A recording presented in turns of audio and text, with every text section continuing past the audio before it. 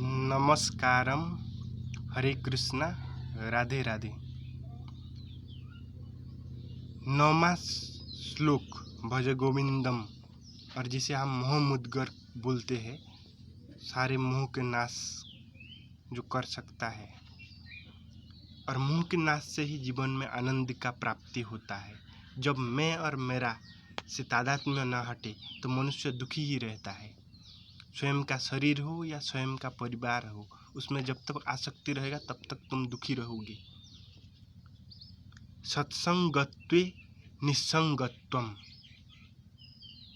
निस्संगत्वे निर्मोहत्वम, निर्मोहत्वे निश्चलतत्वम, निश्चलतत्वे जीवन मुक्ति। सत्संगत्वे through the company of the good. सत्य का संग, सत्य दो व्यक्तित्व होते हैं, एक तो परात्पर परमात्मा और दूसरा उनका जन, जिसे हम महात्मा बोलते हैं। हरि और हरिजन हित सत्संग है, उनका संग मन में उनको लाना ही सत्संग है।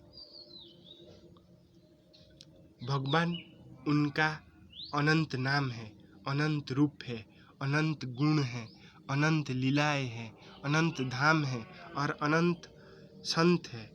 इन छह में छो का निवास होता है और इनमें मन को लगाना, आसक्त करना ही सत्संग है। और इस सत्संग से ही निस्संगत्व का प्राप्ति होता है। हमारा सब सुख और दुख का कारण मन है ना।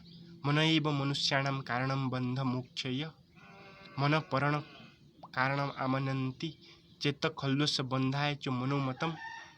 ऑल जो हमारा धर्म ग्रंथ है, उपनिषद, दर्शन, पुराण, भागवत गीता सब बोल रहे हैं कि मन सारे सुख दुख का जड़ है। इसलिए जो निसंग है, इसे किसे करना है? हमारा शरीर को करना है, इंद्रिय को करना है, या आत्मा को करना है, या मन बुद्धि चित्त अहंकार किसे करना है? ये सब मन को ही करना है, क्योंकि मन ही करता है। मन को निसंग करना है। मन संग में है। जो संसारी वस्तु जो व्यक्ति में हम बार बार सुख मिलने का चिंतन किए हैं, तो उसमें हमारा मन अभी लगा हुआ है। आपको कैसे पता चलेगा कि आपके मन कहाँ पे है? आप जिस वस्तु या व्यक्ति के बारे में बार बार सोच रहे हैं, विचार कर रहे हैं, तो इसी वस्तु या व्यक्ति में आपका आसक्ति हो गई है। तो उस आसक्ति को तोड़ना पड़ेगा, हटाना पड़ेगा, क्योंकि जो वस्तु और व्यक्ति में आप आसक्ति किए हैं वो क्षणभंगुर है, एक पल में क्षण में नष्ट हो सकता है। और उसमें अगर आप आसक्ति करते हैं, किसी व्यक्ति में अगर आप आसक्ति की है, वो एक क्षण में मर जाएगा। या किसी वस्तु में मत कर रहे हैं तो वो टूट जाएगा, जो जड़ चेतन में आसक्ति की है। इसलिए निसंग जो डिटैचमेंट है, और जो निसंग में है वो ही खुश है, आनंद में है, और वो इफेक्टिव भी है, कार्यकुशल भी है। क्योंकि जिस मन में भरा हुआ है, सब तरह का बोझ है, उस मन ठीक ढंग से काम भी नहीं कर पाएगा। जो मन खाली है, कहीं पे भी आसक्त नहीं है, अगर आसक्त है तो सही जगह पे आसक्त है, जैसे श्री गुरु और श्री हरि के श्री चरण में आसक्त है, तो उस मन ठीक ढंग से काम कर पाएगा। और जब हमारा मोह टूट जाएगा तब हम निश्चल तत्वम, हमारा बुद्धि स्थिर होगा, स्थिर होगी व्याकरण की दृष्टि से।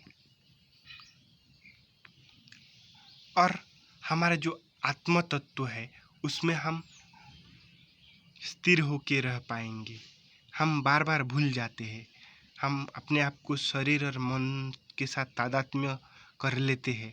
इसे बार बार जागरूक होकर अभ्यास करना पड़ेगा कि मैं शरीर नहीं हूँ, मन नहीं हूँ, मैं चैतन्य हूँ, शरीर और मन को शक्ति देने वाला पावर हाउस हूँ।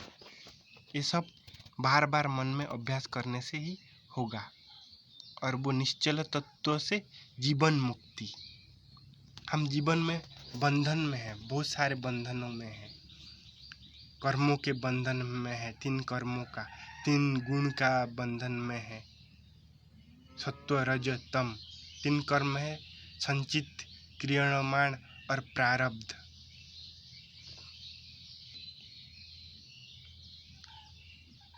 इसलिए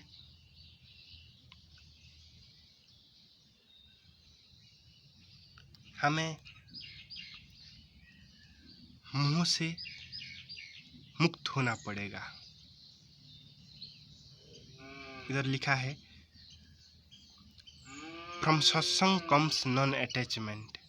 सत्संग से ही अनासक्ति आता है और अनासक्ति से भ्रम से मुक्ति आता है। From non attachment comes freedom from delusion which leads to self settleness. अगर हमारा बुद्धि से भ्रम टूट जाए तभी ही हमें आत्मज्ञान हो सकता है। और उस आत्मज्ञान से ही हमें जीवन में मुक्ति प्राप्त होता है। हम जिएंगे लेकिन संसार के सुख दुख में हम परेशान नहीं होंगे। सुख आए तो फूलेंगे नहीं, दुख आए तो टूटेंगे नहीं। ये एक जीवन मुक्त व्यक्ति का लक्षण है और सबको जीवन मुक्त तरह जीने का हक है। Tell me your company and I will tell you who you are. आपके संगति के बारे में बताइए, आपके किस लोगों के साथ रहते हैं और आप क्या है बता दिया जाएगा। Good company is important. सत्संग बहुत ज़रूरी है। It helps to cultivate good qualities. सद्गुणों का विकास करने में महत्वपूर्ण है और सहायक है। Your thoughts and words and deeds will shape others and theirs will shape you. आपका जो विचार है, वाणी है और कर्म है वो दूसरों को भी परिवर्तित करेगा और आपको भी परिवर्तित करेगा। इसलिए जो अच्छे आदमी है, अच्छे मतलब बढ़िया है, जो सत्वगुण में स्थित है, जो निर्गुण हो गए हैं, दिव्य चेतना में जीते हैं, उनका संग करो। अगर तुम्हें दिव्य बनना है या तुम्हें जो निम्न चेतना का लोगों के साथ संग करोगे तो निम्न बनोगे। In order to escape being tossed about on the waves of joy and grief, one should cultivate unconcerned उपेक्षा।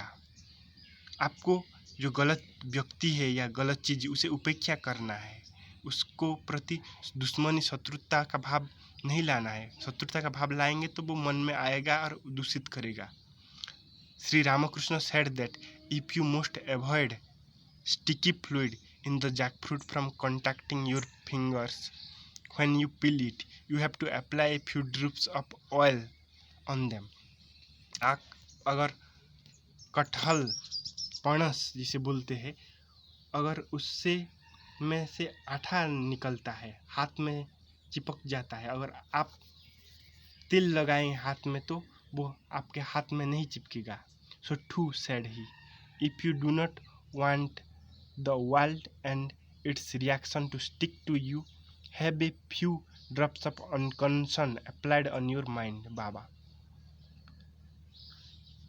अपने मन को ऐसे रखे जैसे भगवान श्री कृष्ण ने अर्जुन जी को उपदेश दिया है गीता, यथा पद्म अम्भसी। जैसे जल में कमल के पुष्प रहता है, पद्म रहता है, वहीं पे रहता है, वहीं पे पैदा होता है, लेकिन एक भी बूंद अपने पर टिकने नहीं देता है। पद्म पत्र में जल नहीं रहता है। वैसे ही आप संसार में रहे लेकिन आपके खोपड़ी पे संसार ना रहे, ये अंतिम ज्ञान है। और सबका शुरुआत कहाँ से होगा? सत्संग से होगा। और सत्संग का शुरुआत गुरु के पास जाने से होगा। इसलिए हमारा उपनिषद उद्घोष से कहते हैं, उत्तिष्ठत जाग्रत प्राप्य बुरान निबोधत। उठो, जागो। अरे जीव, तुम्हें मनुष्य शरीर इसलिए नहीं मिला है कि तुम छोटे छोटे चीज़ों में, भोग विलास में अपने जीवन व्यर्थ कर दो। आहार निद्रा भय मैथुनं च सामान्यम एतत् पशुभिः नराणां ज्ञानम हितेशा अधिको विशेषा ज्ञानेन हीन पशुभिः समाना। तुम्हें दिव्य ज्ञान प्राप्ति के लिए धर्मेण हीन पशुभिः समाना, धर्म करने के लिए मनुष्य का शरीर मिला है, ना कि आहार निद्रा भय मैथुन में व्यर्थ गंवाने के लिए। इसलिए समय से पहले सचेतन हो जाके अपने जितने बचे समय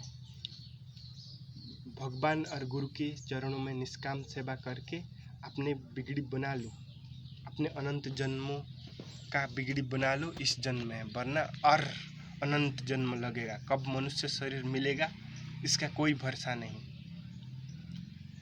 स्वर्गेषु लोकेषु शरीरत्वाय कल्पते, केन उपनिषद कहता है कि 4 अरब 29 करोड़ 40 लाख 80 हजार एक स्वर्ग होता है, एक कल्प। स्वर्गेषु बहुवचन संस्कृत में है, तो इतने कई अरबों खरबों जन्म भटकने के बाद कभी मनुष्य शरीर मिलेगा।